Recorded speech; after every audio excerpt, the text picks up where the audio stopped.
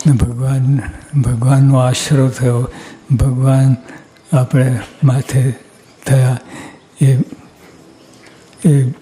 બહુ મોટી વાત છે.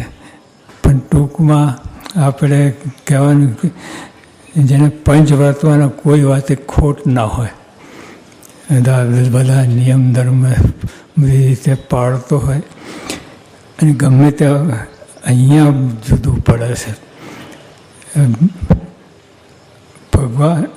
ભગવાને આપણે આજ્ઞા પાડે, પણ આજ્ઞામાં અંદર જે સૂક્ષ્મ વસ્તુ છે, મહારાજે તમે કહ્યું કે આ રસોડું સંભાળો, તો રસોડું સંભાળે પણ અંદર અંદર ઈર્ષ્યા હોય, એ ક્યાં કહ્યું હતું ભગવાને?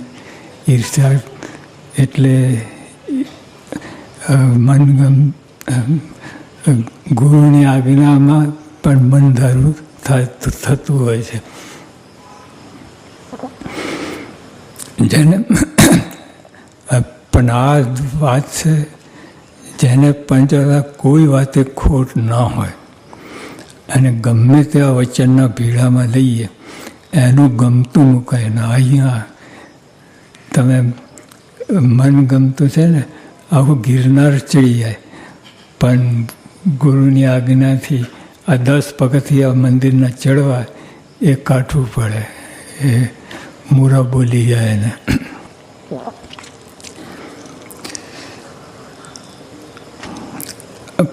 પછી આ જે આટલી કક્ષાએ જવું જોઈએ.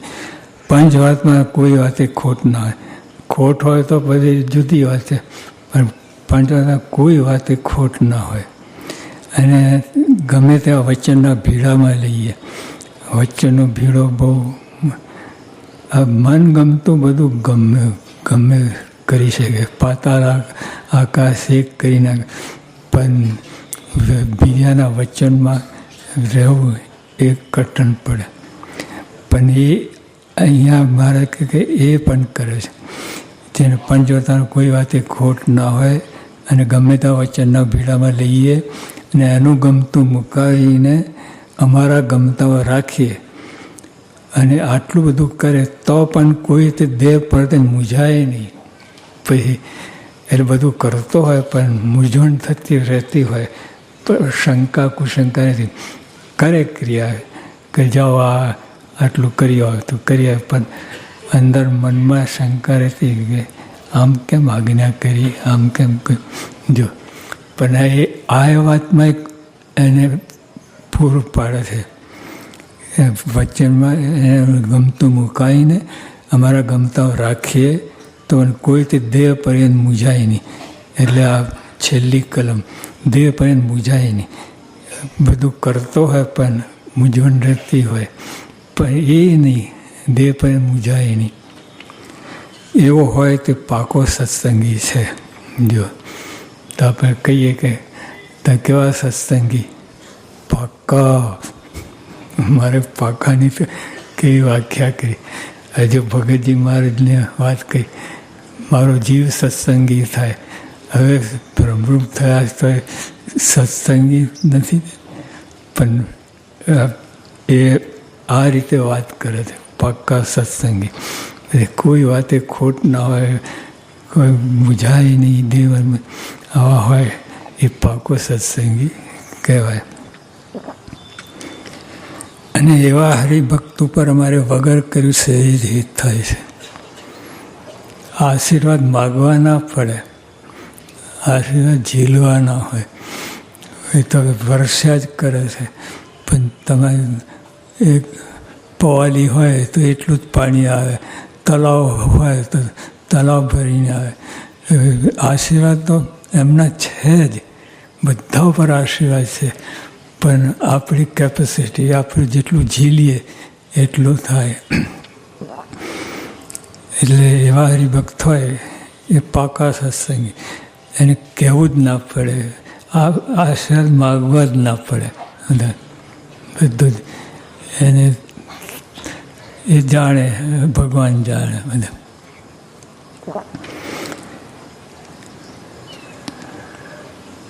એવો તે પાય. અને એવા હરિભક્ત ઉપર અમારે વગર કર્યું સહેજ જ હિત થાય.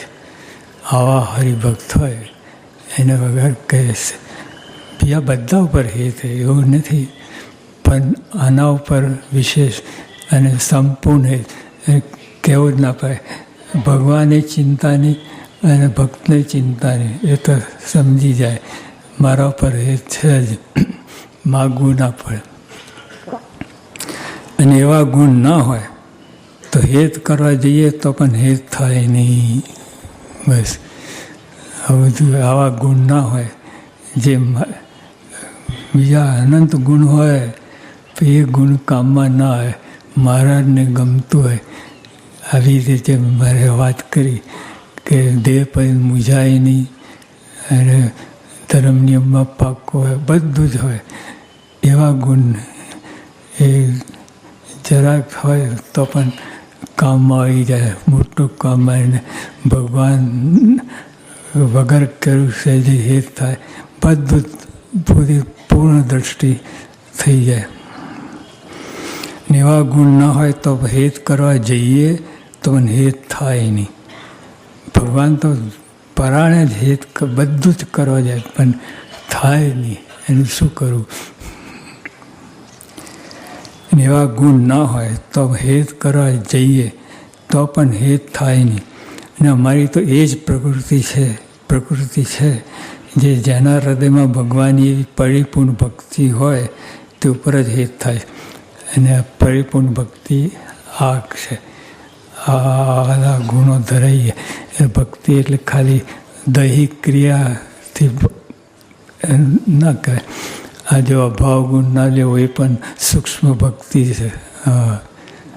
એ મારી પાડે એટલે અભાવ ગુણમાં પડીએ નહીં, લઈએ નહીં, તો એ ભક્તિ કહે. પણ એ તો આપણે કોઈ વિચારતા જ નથી. એકાદશી દિવસે અથવા ઉપવાસના દિવસે એક ચોખાનો દાણો ખાઈ જાય તો કેટલું આપણને લાગી આવે કે આવું શું થઈ ગયું. પણ આ અભાવ ગુણમાં કેટલી માથાકૂટ ભગવાન વાત કરે છે. કેટલી 50-60 વર્ષનામાં તો છે જેમાં અભાવ ગુણ ન લેવો એ વાત કરે છે, પણ તો એ લેવી જાય. એટલે આ સૂક્ષ્મ ભક્તિ છે. અને એવા ગુણ ના હોય તો હેત કરવા જઈએ તો પણ હેત થાય નહીં. અને અમારાથી એ જ પ્રકૃતિ છે જે જેના હૃદયમાં ભગવાનની એવી પૂર્ણ ભક્તિ હોય. આ પરાભક્તિ કહેવાય. આવી રીતે થઈએ પરાભક્તિ પણ આવી જાય પરાભક્તિમાં. અને સંપૂર્ણ ભક્તિ એ મહારાજને જે ગમે છે એ જ કરે છે. એટલે એ જ ભક્તિ. મહારાજને ન ગમતું એનું નામે ન લેવું. જ્યારે ભલે ગમે એટલી બધી ક્રિયા હોય, લોકમાં દેખાડે, શોભાડે બધું, પણ મહારાજને ગમતું ના હોય એ ન જ કરવું.